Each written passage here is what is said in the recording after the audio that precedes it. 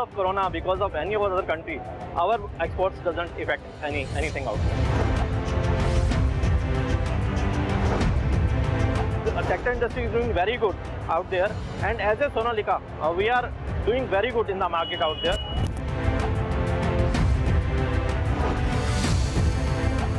मेरे को बताते हुए बहुत खुशी हो रही है कि हम 100% एफिशिएंसी पे काम कर रहे हैं। तो salary cut is no way, lay off कोई चांस ही नहीं है करने का हमारा।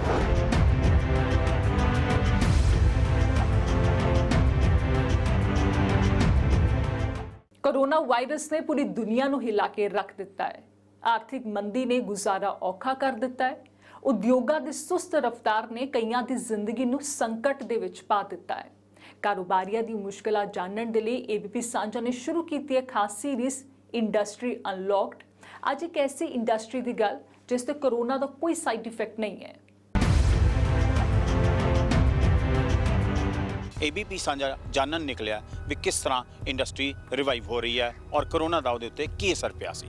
ਇਸੇ ਮੁਹਿੰਮ ਦੇ ਤਹਿਤ ਅਸੀਂ ਪਹੁੰਚੇ ਹਾਂ ਹੁਸ਼ਿਆਰਪੁਰ ਦੇ ਇੰਟਰਨੈਸ਼ਨਲ ਟਰੈਕਟਰਸ ਲਿਮਿਟਡ ਜਿਹੜੇ ਬਣਾਉਂਦੇ ਨੇ ਸੋਨਾਲੀਕਾ ਟਰੈਕਟਰਸ। ਇਹ ਨਾਮ ਕਿਸੇ ਪਹਿਚਾਣ ਦਾ ਮੁਹਤਾਜ ਨਹੀਂ ਹੈ ਔਰ ਅਸੀਂ ਦੇਖਦੇ ਹਾਂ ਆਮ ਹੀ ਪੰਜਾਬ ਦੇ ਖੇਤਾਂ 'ਚ ਹਰ ਜਗ੍ਹਾ ਤੇ ਸੋਨਾਲੀਕਾ ਟਰੈਕਟਰਸ ਨਜ਼ਰ ਆਉਂਦਾ। ਲੇਕਿਨ ਕਿਸ ਤਰ੍ਹਾਂ ਇਹਨੇ ਕੋਰੋਨਾ ਨੂੰ ਝੇਲਿਆ ਔਰ ਕਿਸ ਤਰ੍ਹਾਂ ਹੁਣ ਜਦੋਂ ਅਨਲੌਕ ਹੋਇਆ ਇਹ ਬਾਹਰ ਆ ਰਿਹਾ, ਨੋਰਮਲਸੀ ਵੱਲ ਕੰਮ ਕਰ ਰਿਹਾ, ਅੱਜ ਆਪਾਂ ਪੂਰੀ ਗੱਲ ਇਹਨਾਂ ਤੋਂ ਹੀ ਜਾਣਾਂਗੇ।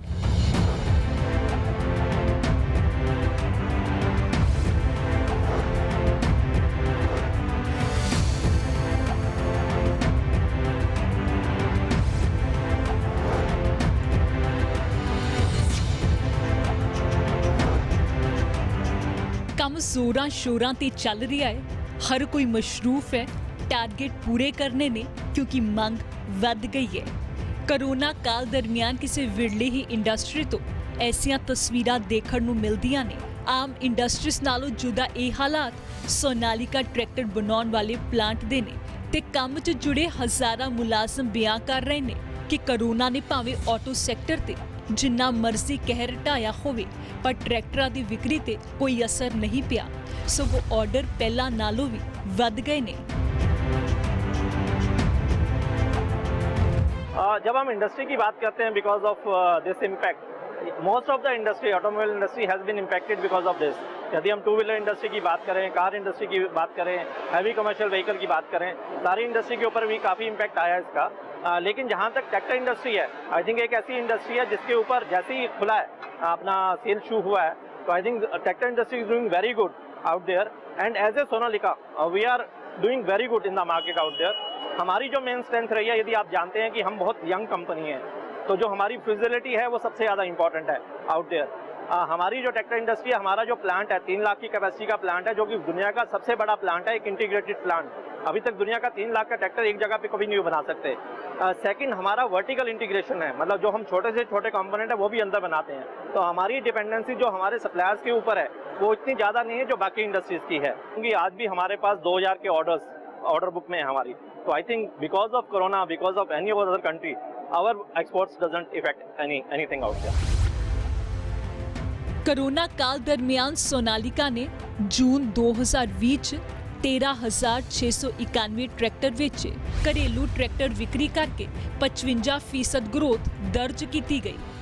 ट्रैक्टर इंडस्ट्री नूं कोरोना लॉकडाउन दरमियान भी मिले इस हाँ पखी हुंगारे दे पिछे मजबूत हुई ग्रामीण अर्थव्यवस्था नूं वजह दस्सिया गया है, क्योंकि ऑटो सैक्टर च सिर्फ ट्रैक्टर इंडस्ट्री ही ऐसी है जिथे जून 2020 यानी कि कोरोना काल दे दौरान बंपर खरीद हुई है।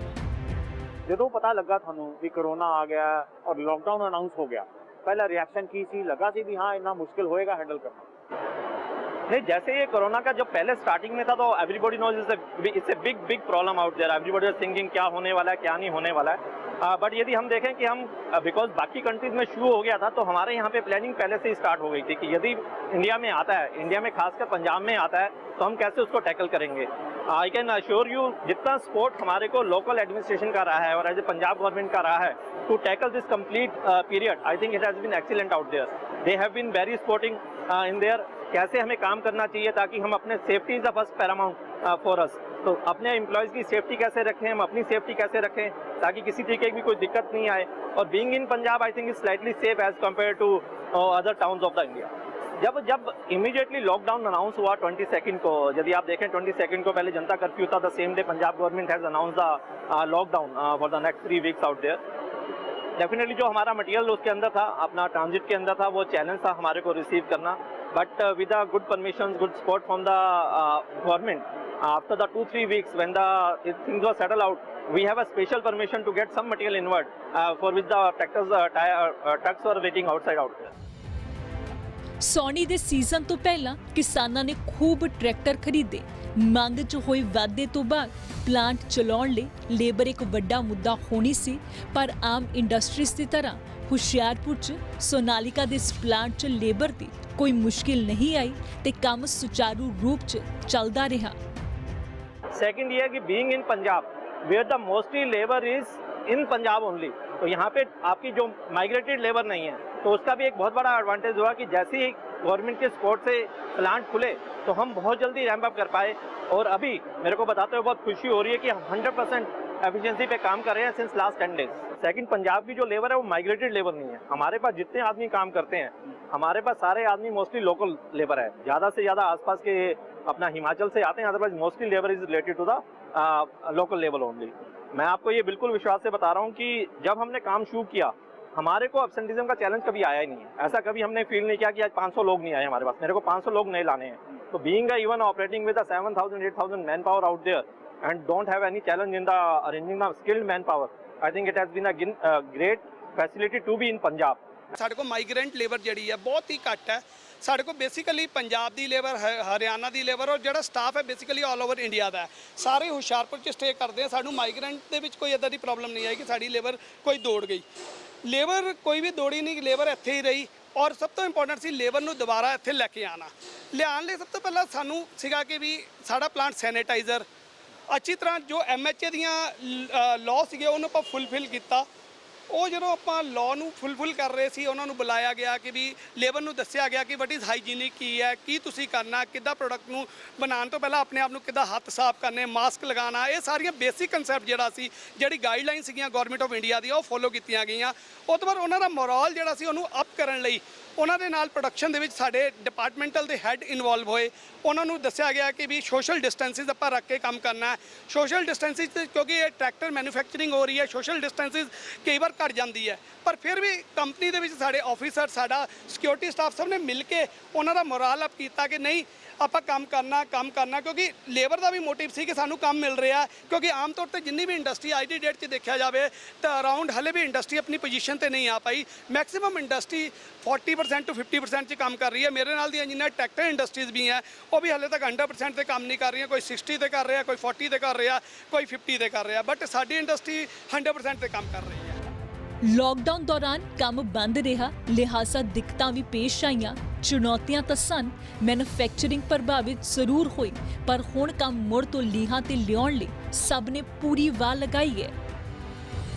हमारी इंडस्ट्री के साथ ये है कि अभी जितना डिमांड है, एक बहुत बड़ा चैलेंज है हमारे को उस डिमांड को मीट करने के लिए, बिकॉज 45 डेज तक ट्रैक्टर बिके नहीं है। और जनरली यदि आप ट्रैक्टर इंडस्ट्री का देखें, अप्रैल से लेकर middle of July is a big boom period in Indian agriculture industry. तो उसका अप्रॉक्सीमेटली 45 डेज हम सेल नहीं कर पाए ट्रैक्टर इंडस्ट्री में, अपने किसान भाइयों को ट्रैक्टर नहीं दे पाए। तो अभी डिमांड इतनी ज़्यादा है कि अभी जो हमारे को मेजर चैलेंज आ रहा है वो आ रहा है MSME इंडस्ट्री से, स्मॉल इंडस्ट्री के कारण, बिकॉज जो उनकी लेबर शिफ्ट हो गई, जो माइग्रेट हो गई लेबर उनके पास से, उनको काफ़ी बड़ा चैलेंज है as a skilled man force दोबारा से एम्प्लॉय करने का और एज पर रिक्वायरमेंट मटीरियल देने का। तो I think that's the biggest challenge we are facing at this moment. नहीं, ये ਤੁਹਾਨੂੰ ਲੱਗਦਾ भी ये थोड़ा ਜਿਹਾ इंडियन इंडस्ट्री वास्ते स्ट्रगलिंग पीरियड है और बड़ा मुश्किल होएगा इससे बाहर आना? Definitely it's a struggling period. इसमें काफ़ी ज़्यादा काम करना पड़ेगा जो अपने छोटे सप्लायर्स हैं उनको, ताकि अपनी टास्क फोर्स को दोबारा इकट्ठा कर पाएँ वो। लेकिन जिन सप्लायर्स ने during the pandemic period, lockdown period, अपने एम्प्लॉयज़ को साथ में रखा है, I think they are doing very good out there. But जिनके आदमी मूव कर गए हैं, जिनके एम्प्लॉयज़ मूव कर गए, एम्प्लॉयज़ भी मतलब जो स्किल्ड एम्प्लॉयज़ मूव कर गए हैं, उनके लिए थोड़ा सा चैलेंज है।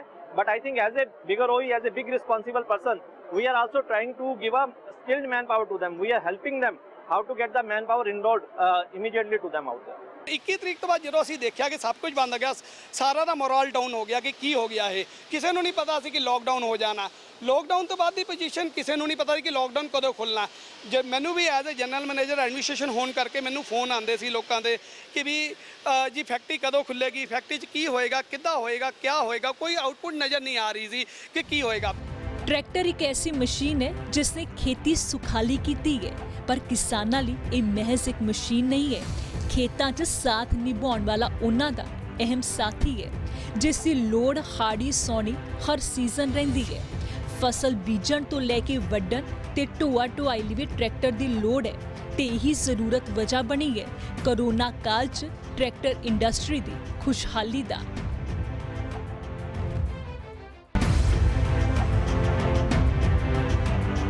देखा कि हमारे को लॉकडाउन की सिचुएशन बन रही है इंडिया के अंदर। हम फर्स्ट कंपनी थी जिसने 20 तारीख के अंदर 20 मार्च को अपने सभी एम्प्लॉयज़ को 20 मार्च को तनख्वाह दे दी थी 20 दिन की, ताकि वो अपना यदि उनको कुछ हाउस होल्ड खरीदना तो वो कर सकें। During the tenure of lockdown of 40-50 days हम सभी लोग एक दूसरे के टच में थे। जो सीनियर लोग थे वो जूम मीटिंग के थ्रू टच में थे। जितने हमारे एम्प्लॉयज़ काम करते हैं उनके थ्रू हम टच में थे, फ़ोन पे बात करते थे। उनके घर में किसी के प्रॉब्लम है तो उनको सपोर्ट करते थे। हमने इंश्योरेंस स्कीम लॉन्च करी कि किसी के भी यदि घर में कोरोना बाई चांस होता है, अनफॉर्चुनेटली होता है, इवन मैटरनल साइड में होता है, even then as a company will support them. So I think that way there has been a very good harmony between us and the other employees out there.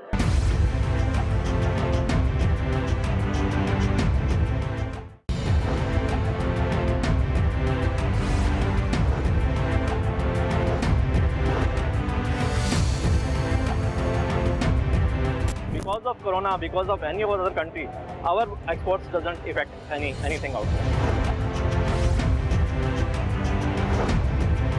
The tractor industry is doing very good out there, and as a Sonalika, we are doing very good in the market out there.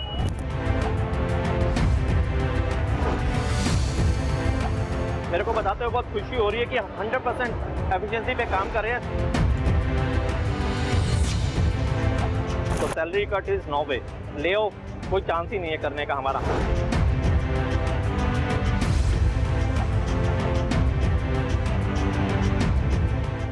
Corona lockdown 'ਚ ਉਹ ਤਸਵੀਰ ਨਹੀਂ ਭੁੱਲਦੀ ਜਦੋਂ ਥੱਕੇ ਹਾਰੇ ਮਜ਼ਦੂਰ ਆਪਣੇ ਪਰਿਵਾਰਾਂ ਦੇ ਨਾਲ ਨੰਗੇ ਪੈਰ ਪਿੰਡਾਂ ਸੂਬਿਆਂ ਵੱਲ ਜਾ ਰਹੇ ਸੀ। ਸਿਰਫ ਮਜ਼ਦੂਰ ਹੀ ਨਹੀਂ, ਚੰਗੀਆਂ ਕੰਪਨੀਆਂ 'ਚ ਕੰਮ ਕਰਨ ਵਾਲੇ ਕਈ ਮੁਲਾਜ਼ਮਾਂ ਨੂੰ ਨੌਕਰੀਆਂ ਤੋਂ ਹੱਥ ਧੋਣਾ ਪਿਆ, ਕਈਆਂ ਦੇ ਤਨਖਾਹਾਂ ਕੱਟੀਆਂ ਗਈਆਂ। ਪਰ ਅੱਜ ਜਿਸ ਇੰਡਸਟਰੀ ਦੀ ਅਸੀਂ ਗੱਲ ਕਰ ਰਹੇ ਹਾਂ, ਉਹਨਾਂ ਦਾ ਦਾਅਵਾ ਹੈ ਕਿ ਕਰੋਨਾ ਸੰਕਟ 'ਚ ਮੁਲਾਜ਼ਮਾਂ ਦਾ ਪੂਰਾ ਧਿਆਨ ਰੱਖਿਆ ਗਿਆ।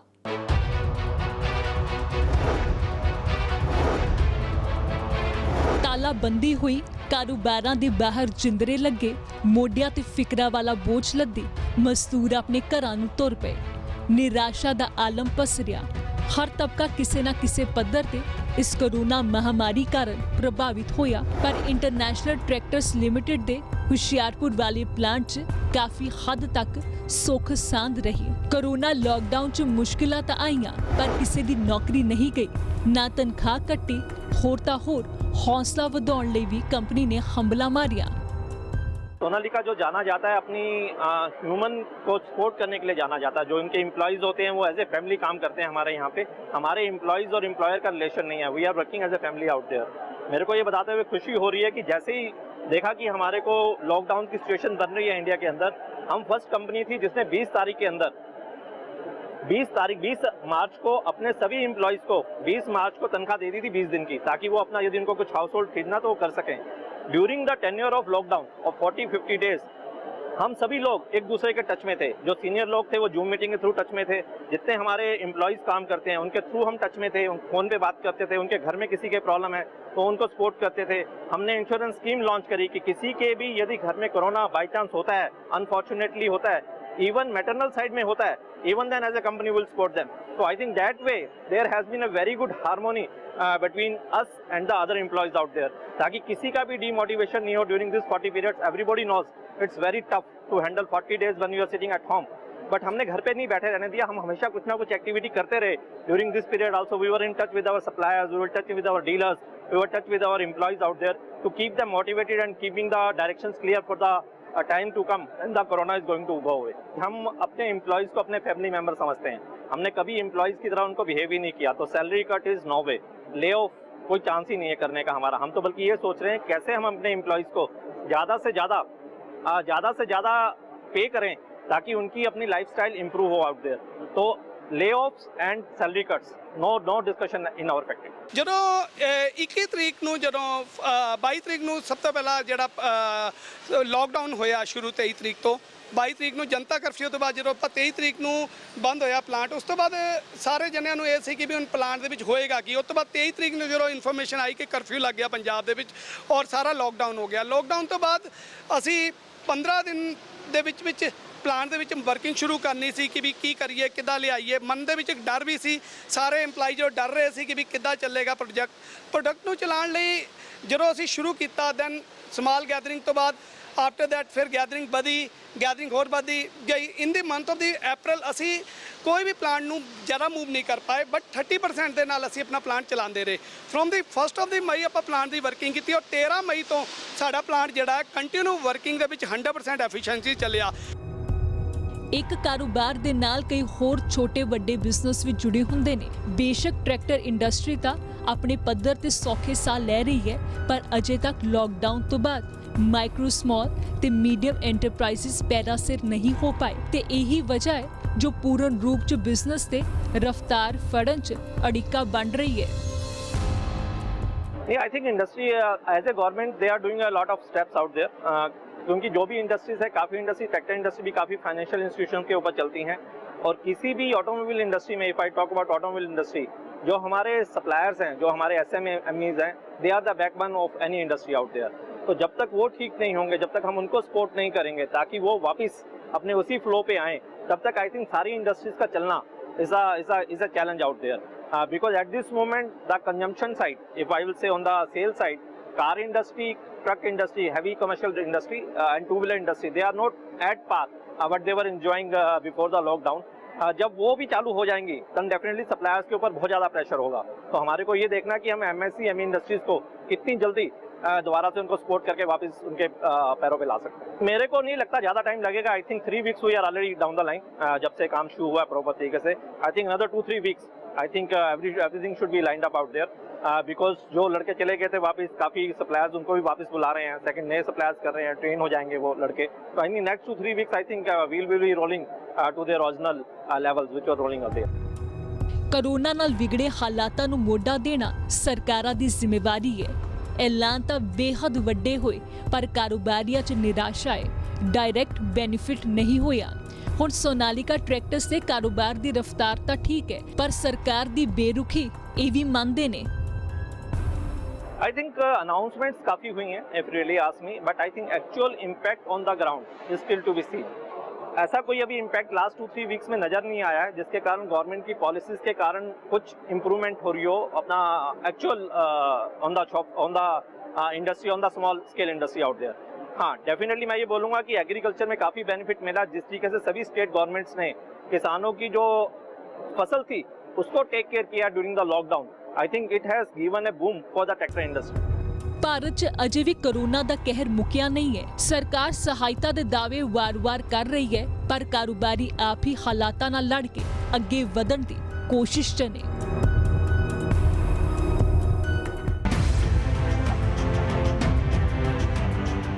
बीस साल के अंदर एक ट्रैक्टर से 1 लाख ट्रैक्टर तक पहुंचने वाला, आई थिंक आज तक किसी ने हिस्ट्री में किया नहीं है। And I can bet nobody can repeat this achievement that as a Sonalika we have done in the market out there. हमारे को सबसे बड़ा एडवांटेज ये है कि हमारा फोकस डोमेस्टिक मार्केट के ऊपर और एक्सपोर्ट्स के ऊपर इक्वल रहा है। हमने कभी उसको एक्सपोर्ट्स को एज ए डमी नहीं समझा कि इसके साथ में जो सेल हो जाएगा हो जाएगा। Being a very high focus on exports, it has given us a insight of the outside market. तो वहाँ पे जो फीचर्स चाहिए होते हैं, वहाँ पे जो हमारे को कंफर्ट चाहिए, वो हम अपनी डोमेस्टिक मार्केट में भी ला पाएँ। जब हम डोमेस्टिक मार्केट में ला पाएँ, हम एक अच्छे प्रोडक्ट एक उचित दाम के ऊपर अपने कस्टमर को दे पाए, and that has been the our success factor in domestic market also.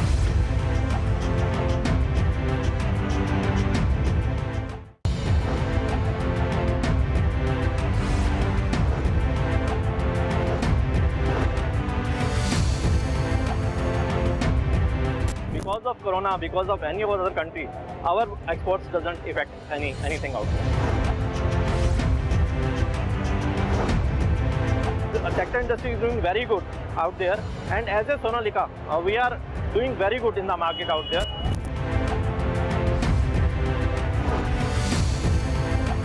मेरे को बताते हुए बहुत खुशी हो रही है कि हम 100% एफिशिएंसी पे काम कर रहे हैं।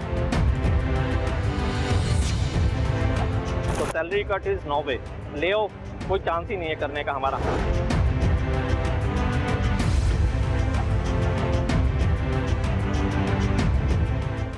ਭਾਰਤ ਦੁਨੀਆ ਦੇ ਸਭ ਤੋਂ ਵੱਡੇ ਟਰੈਕਟਰ ਉਤਪਾਦਕਾਂ ਚੋਂ ਇੱਕ ਹੈ। ਸਾਲ 1947 ਚ ਜਦੋਂ ਭਾਰਤ ਆਜ਼ਾਦ ਹੋਇਆ ਤਾਂ ਖੇਤੀ ਮਸ਼ੀਨੀਕਰਨ ਦਾ ਪੱਧਰ ਕਾਫੀ ਘੱਟ ਸੀ। 4 ਦਹਾਕੇ ਲੱਗੇ, ਟਰੈਕਟਰ ਆਇਆ, ਕਿਸਾਨ ਦਾ ਸਾਥੀ ਬਣਿਆ ਤੇ ਅੱਜ ਕਿਸਾਨ ਦੀ ਟਰੈਕਟਰ ਤੇ ਨਿਰਭਰਤਾ ਕਾਫੀ ਵੱਧ ਗਈ ਹੈ।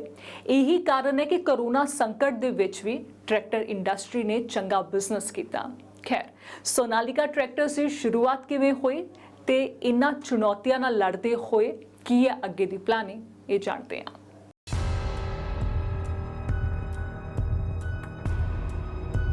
24 ਸਾਲ ਪਹਿਲਾਂ ਸ਼ੁਰੂਆਤ ਹੋਈ ਇੱਕ ਟਰੈਕਟਰ ਨਾਲ ਬਿਜ਼ਨਸ ਦਾ ਪਹੀਆ ਘੁਮਾਇਆ ਤੇ ਅੱਜ 2 ਦਹਾਕੇ ਬਾਅਦ ਲੱਖਾਂ ਟਰੈਕਟਰ ਮੈਨੂਫੈਕਚਰ ਕਰ ਕਾਮਯਾਬੀ ਦੀ ਰਫ਼ਤਾਰ ਫੜੀ ਹੋਈ ਹੈ ਤੇ ਹਜ਼ਾਰਾਂ ਲੋਕਾਂ ਦੀ ਰੋਜ਼ੀ ਰੋਟੀ ਦਾ ਜ਼ਰੀਆ ਵੀ ਹੁਸ਼ਿਆਰਪੁਰ ਦਾ ਇਹ ਇੰਟਰਨੈਸ਼ਨਲ ਟਰੈਕਟਰਸ ਲਿਮਟਿਡ ਦਾ ਪਲਾਂਟ ਬਣਿਆ ਹੋਇਆ ਹੈ। सोनालिका ने 1996 ਚ ਇੱਕ ਟਰੈਕਟਰ ਦੇ ਨਾਲ ਬਿਜ਼ਨਸ ਦੀ ਸ਼ੁਰੂਆਤ ਕੀਤੀ। 120 ਮੁਲਕਾਂ 'ਚ ਸੋਨਾਲਿਕਾ ਵੱਲੋਂ ਟਰੈਕਟਰ ਸਪਲਾਈ ਕੀਤੇ ਜਾਂਦੇ ਨੇ। ਯੂਰਪ ਦੇ 40 ਤੋਂ ਵੱਧ ਮੁਲਕਾਂ ਨੂੰ ਟਰੈਕਟਰ ਐਕਸਪੋਰਟ ਕਰਦੇ ਨੇ। ਅਮਰੀਕਾ 'ਚ ਵੀ ਟਰੈਕਟਰ ਸਪਲਾਈ ਹੁੰਦੇ ਨੇ। ਅਫਰੀਕਾ ਦੇ 25 ਦੇਸ਼ਾਂ 'ਚ ਸੋਨਾਲਿਕਾ ਸੰਦ ਸਪਲਾਈ ਕਰਦਾ ਹੈ ਤੇ ਏਸ਼ੀਆ ਦੇ 28 ਤੋਂ ਵੱਧ ਮੁਲਕਾਂ 'ਚ ਸੋਨਾਲਿਕਾ ਟਰੈਕਟਰ ਐਕਸਪੋਰਟ ਹੁੰਦੇ ਨੇ। ਪਲਾਂਟ 'ਚ ਨਿਤ 500 ਤੋਂ ਵੱਧ ਟਰੈਕਟਰ ਤਿਆਰ ਹੁੰਦੇ ਨੇ। 7000 ਤੋਂ ਵੱਧ ਮੁਲਾਜ਼ਮ ਪਲਾंट 'ਚ ਕੰਮ ਕਰਦੇ ਨੇ।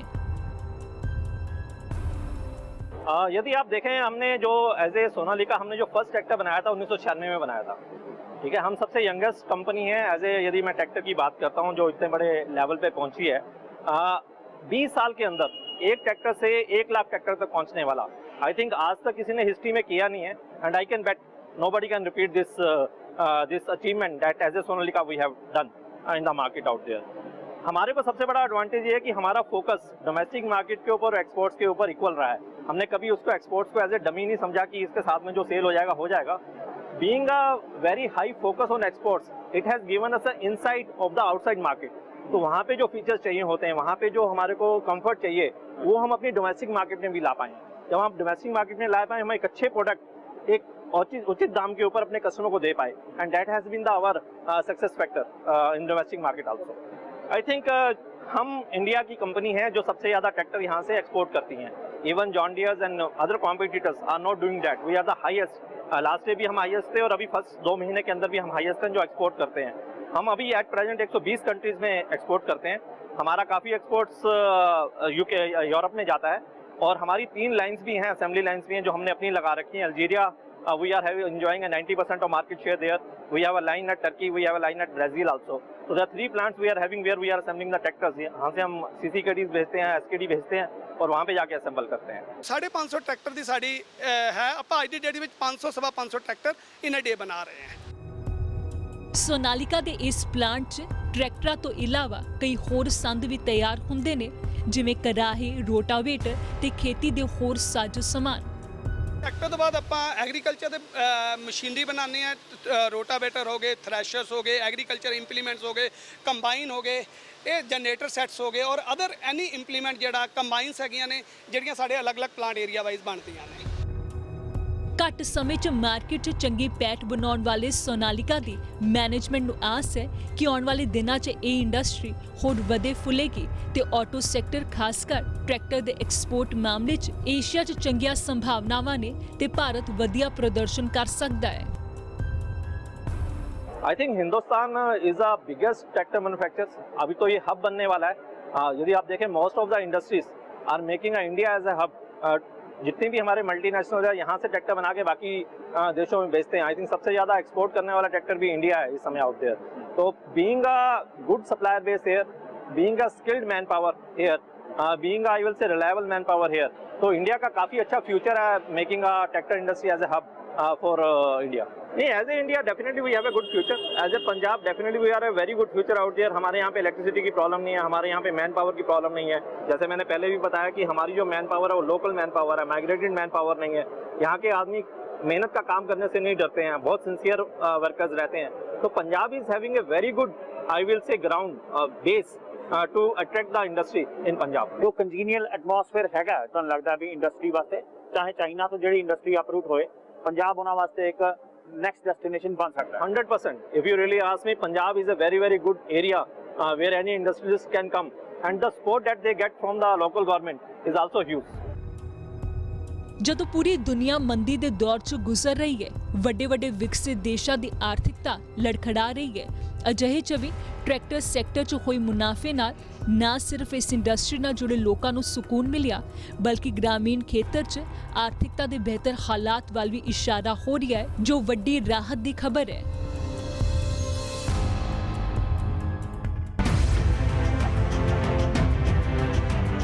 ਇੱਕ ਛੋਟੇ ਜਿਹੇ ਬ੍ਰੇਕ ਲਈ ਰੁਕਦੇ ਹਾਂ। ਬ੍ਰੇਕ ਤੋਂ ਬਾਅਦ ਵੀ ਇੰਡਸਟਰੀ ਅਨਲੌਕ ਦੀ ਇੱਕ ਖਾਸ ਪੇਸ਼ਕਸ਼ ਇਸੇ ਤਰੀਕੇ ਨਾਲ ਜਾਰੀ ਰਹੇਗੀ।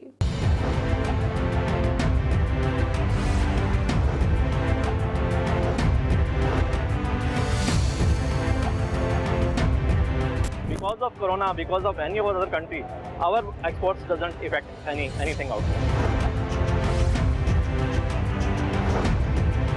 The tractor industry is doing very good out there, and as a Sonalika, we are doing very good in the market out there.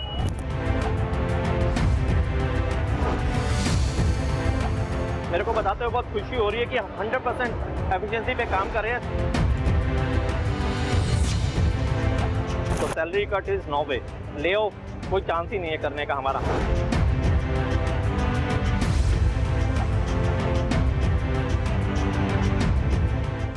Sonalika ਦਾ ਪਹਿਲਾ ਟਰੈਕਟਰ ਸਾਲ 1996 ਚ ਬਣਿਆ ਤੇ ਅੱਜ ਹਰ ਰੋਜ਼ 500 ਟਰੈਕਟਰ ਬਣਦੇ ਨੇ।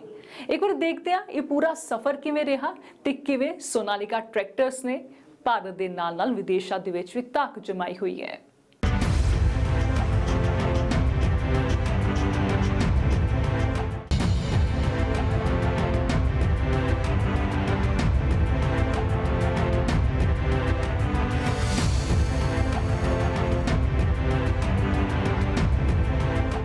दुनिया के 10 लाख किसान पंजाब च बने इन्हां ट्रैक्टर्स से विश्वास करते ने।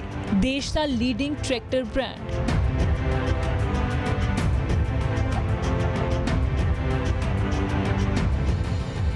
उन्नीस सौ 69 च खेती संद बनने शुरू हुए, 1996 च ट्रैक्टर बनाने शुरू किए ते साल 2005 च जापान की यनमार कंपनी नाल समझौता होया। साल 2013 च एक साल च 50,000 ट्रैक्टर बेचे। साल 2014 च भारत की ट्रैक्टर इंडस्ट्री च तीजे नंबर ते था बनाई ते भारत च पहला 24 speed tractor world track 60 launch किया। साल 2017 च हुशियारपुर च दुनिया का सब तो वड्डा ट्रैक्टर प्लांट बनाया, यानी कि ये प्लांट जो 90 एकड़ च फैलिया होया है।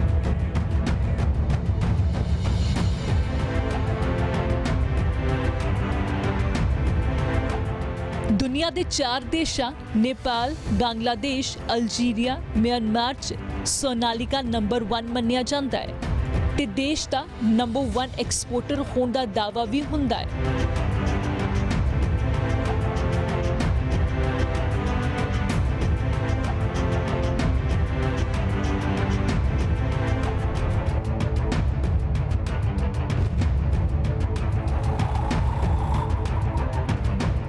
दुनिया च हर साल 1,25,000 ट्रैक्टर सोनालिका दे एक्सपोर्ट किए जाते हैं।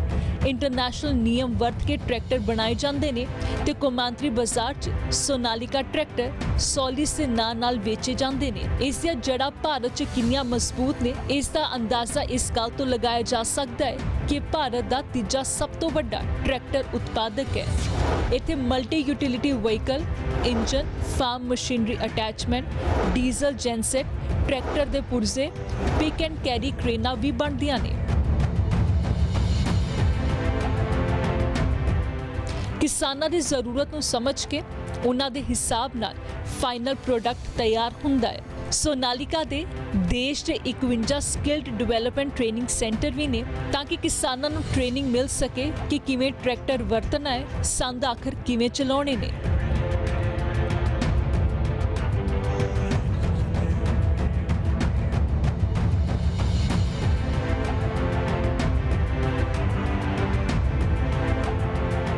ਸੋਨਾਲੀਕਾ ਟਰੈਕਟਰਸ ਭਾਰਤ ਸਰਕਾਰ ਵੱਲੋਂ ਨੀਤੀ ਆਯੋਗ ਦਾ ਹਿੱਸਾ ਬਣਿਆ ਕਿ ਕਿਵੇਂ ਕਿਸਾਨਾਂ ਦੀ ਆਮਦਨ ਦੁੱਗਣੀ ਹੋ ਸਕਦੀ ਹੈ। ਸੋਨਾਲੀਕਾ ਨੂੰ ਗਲੋਬਲ ਐਗਰੀਕਲਚਰ ਲੀਡਰਸ਼ਿਪ ਅਵਾਰਡ ਤੇ ਇਨੋਵੇਟਿਵ ਲੀਡਰਸ਼ਿਪ ਅਵਾਰਡ ਵੀ ਮਿਲ ਚੁੱਕੇ ਨੇ।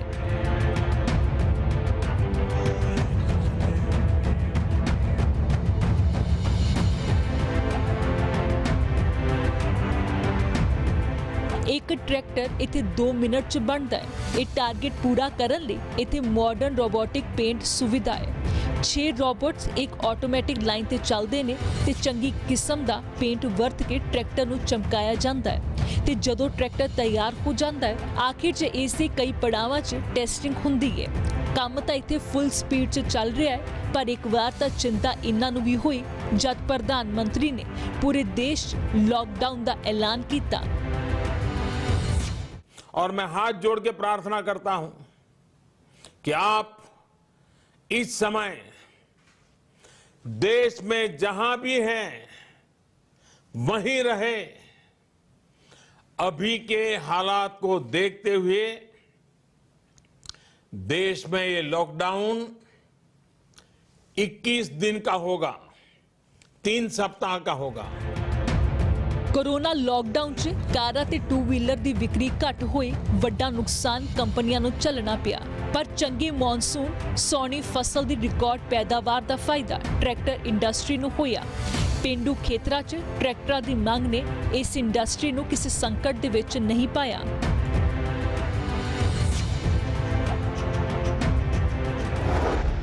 ਜੂਨ 2020 'ਚ 81,445 ਟਰੈਕਟਰਾਂ ਦਾ ਉਤਪਾਦਨ ਹੋਇਆ।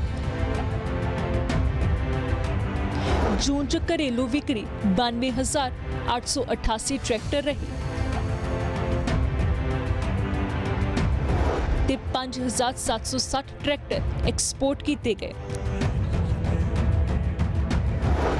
ਮਈ 'ਚ ਘਰੇਲੂ ਵਿਕਰੀ 60,441 ਟਰੈਕਟਰ ਰਹੀ ਤੇ ਮਈ 'ਚ 4,419 ਟਰੈਕਟਰ ਐਕਸਪੋਰਟ ਕੀਤੇ ਗਏ। ਇਹ ਆંકੜੇ ਟਰੈਕਟਰ ਐਂਡ ਮੈਕਨਾਈਜੇਸ਼ਨ ਦੇ ਮੁਤਾਬਿਕ ਨੇ। ਵੈਸੇ ਟਰੈਕਟਰ ਇੰਡਸਟਰੀ ਦਾ ਭਾਰਤ 'ਚ ਸੁਨਹਿਰਾ ਸਮਾਂ ਚੱਲ ਰਿਹਾ ਹੈ ਪਰ ਇੱਕ ਸਮਾਂ ਉਹ ਵੀ ਸੀ ਜਦੋਂ ਭਾਰਤ 'ਚ ਟਰੈਕਟਰਾਂ ਦੀ ਮੰਗ ਦਰਾਮਦ ਯਾਨੀ ਕਿ ਇੰਪੋਰਟ ਕਰਕੇ ਪੂਰੀ ਕੀਤੀ ਜਾਂਦੀ ਸੀ। ਭਾਰਤ 'ਚ 1951 'ਚ 8,500 ਟਰੈਕਟਰ ਵਰਤੋਂ 'ਚ ਸਨ, 1955 'ਚ 20,000 ਤੇ 1960 'ਚ 37,000। 1961 'ਚ ਭਾਰਤ ਨੇ ਪ੍ਰਤੀ ਸਾਲ 880 ਯੂਨਿਟ ਟਰੈਕਟਰ ਤਿਆਰ ਕੀਤੇ। 1965 ਤੱਕ ਭਾਰਤ ਨੇ ਪ੍ਰਤੀ ਸਾਲ 5,000 ਤੋਂ ਵੱਧ ਯੂਨਿਟ ਤਿਆਰ ਕੀਤੇ। 1970 ਤੱਕ ਸਾਲਾਨਾ ਉਤਪਾਦਨ 20,000 ਯੂਨਿਟ ਤੋਂ ਵੱਧ ਗਿਆ ਸੀ। 1975-76 ਤੱਕ ਸਾਲਾਨਾ ਕੁੱਲ ਉਤਪਾਦਨ 33,000 ਤੱਕ ਵਧਿਆ।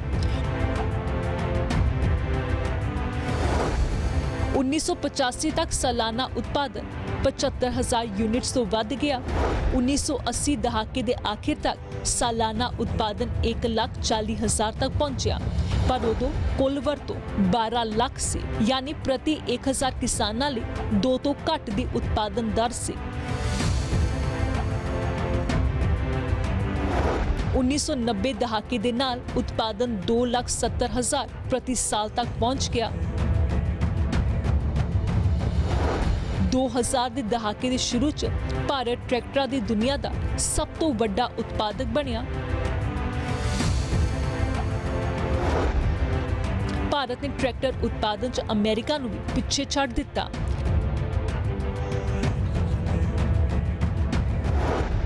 ਸਾਲ 2013 ਚ ਭਾਰਤ ਨੇ 6,19,000 ਟਰੈਕਟਰ ਤਿਆਰ ਕੀਤੇ, ਜੋ ਦੁਨੀਆ ਦੀ ਆਬਾਦੀ ਦਾ 29% ਹਿੱਸਾ ਬਣਦਾ ਸੀ। ਭਾਰਤ 'ਚ ਟਰੈਕਟਰ ਇੰਡਸਟਰੀ ਨੇ ਸਮੇਂ ਦੇ ਨਾਲ ਖੁਦ ਨੂੰ ਢਾਲਿਆ ਤੇ ਅੱਜ ਜਦ ਕਰੋਨਾ ਸੰਕਟ 'ਚ ਵੱਡੀਆਂ ਕੰਪਨੀਆਂ ਹੁਲਾਰੇ ਖਾ ਰਹੀਆਂ ਨੇ, ਇਹ ਇੰਡਸਟਰੀ ਭਾਰਤ 'ਚ ਚੰਗਾ ਕਾਰੋਬਾਰ ਕਰ ਰਹੀ ਹੈ ਤੇ ਵਿਦੇਸ਼ਾਂ 'ਚ ਵੀ ਭਾਰਤ ਦਾ ਨਾਂ ਬਣਾ ਰਹੀ ਹੈ।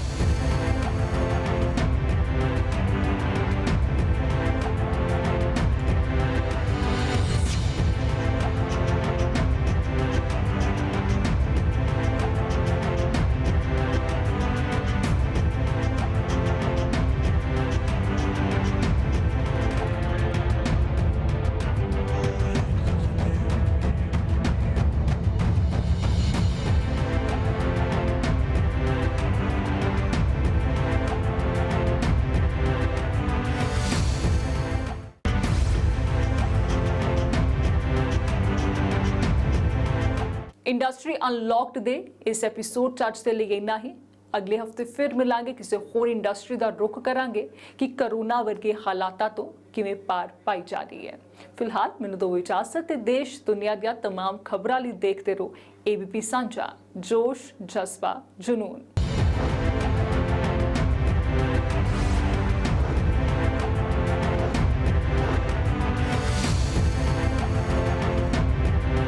Because of corona, because of any other country, our exports doesn't affect anything out there.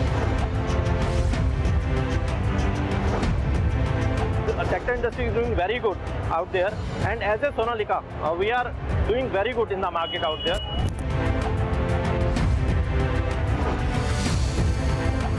मेरे को बताते हुए बहुत खुशी हो रही है कि हम 100% एफिशिएंसी पे काम कर रहे हैं। तो salary cut is no way, lay off कोई चांस ही नहीं है करने का हमारा।